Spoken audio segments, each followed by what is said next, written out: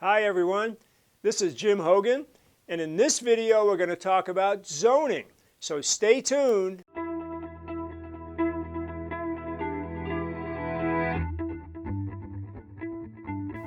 Now that's a pretty cool sign there. That's one of the old signs here in Tucson for the Tucson Inn, an old Miracle Mile motel. Question I have for you is, do you think that sign would be allowed today under sign ordinances, which are really part of zoning? And the answer is probably not. So what is zoning? Zoning is a governmental restriction on property use. Now in another video we're going to talk about deed restrictions, which are limitations on use imposed by the owners, but zoning is a governmental limitation on the use of the property. And in most areas, and this is an area where my office is, Grant Road on the north, Speedway on the south, Swan on the east, and Alvernon on the left. These are four major streets here in Tucson, Arizona. And in most instances along the major streets, we have commercial development. And then on the major streets on the east and west, we have some commercial and some apartments, so what I would call mixed use. And in the middle, we have residential zoning of various types. And actually, if I take a real map, a zoning map from Pima County here, what you can see is these different colors. And sure enough, in the middle there, that's R1, a residential type zoning, a low density residential zoning. The darker blue is R2, a little bit higher density residential zoning. We even have some mobile home or manufactured home zoning in a little spot there. But along Grant Road there, C1, that's commercial zoning. Along Speedway, we have C1 and also C2, which is a heavier density commercial zoning. By the way, you don't need to know what any of the local zoning ordinances are wherever you live, whether it's in Arizona or elsewhere, because the examination does not get into local zoning situations. Now within zoning, there's a lot of different types of zones. There's commercial, there's residential, there's industrial. And one of the types of zones that we sometimes see is a buffer zone. And a buffer zone is a zone which tries to separate two incompatibly zoned areas.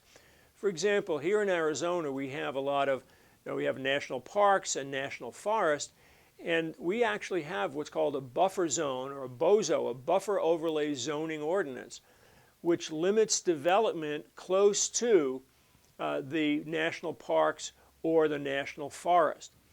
And what that does here in Tucson is it limits the amount of buildings that can be built per acre or per square foot when you're close to the national forest or the national parks as compared to further away. So it separates this open space land from greater density development.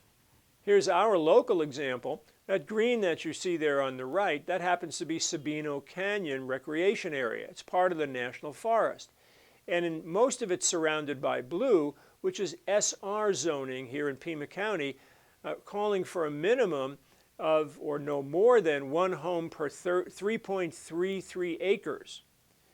The yellow, which is the majority of the rest of the stuff surrounding it, is CR1, County Residential 1, which says you have to have a minimum of 36,000 square feet for a home.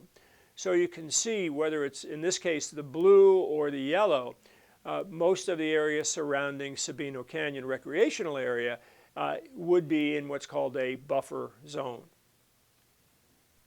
So the next thing we want to talk about are setbacks. And setbacks are imaginary lines drawn over a property beyond which buildings cannot be built. So for example, here we have side yard setbacks on these two buildings, the buildings being in blue, and the rear yard setback and the front yard setback away from the street. And when you look at zoning and zoning ordinances, they will establish setbacks in most instances. Also, setbacks can sometimes be established by deed restrictions. So if you're looking at the zoning, you should also look at the deed restrictions. Let's say, for example, the zoning says you have to have a minimum of 10 feet from the street or 10 feet from the side lot. But what if the deed restrictions say your setback has to be 20 feet from the side lot?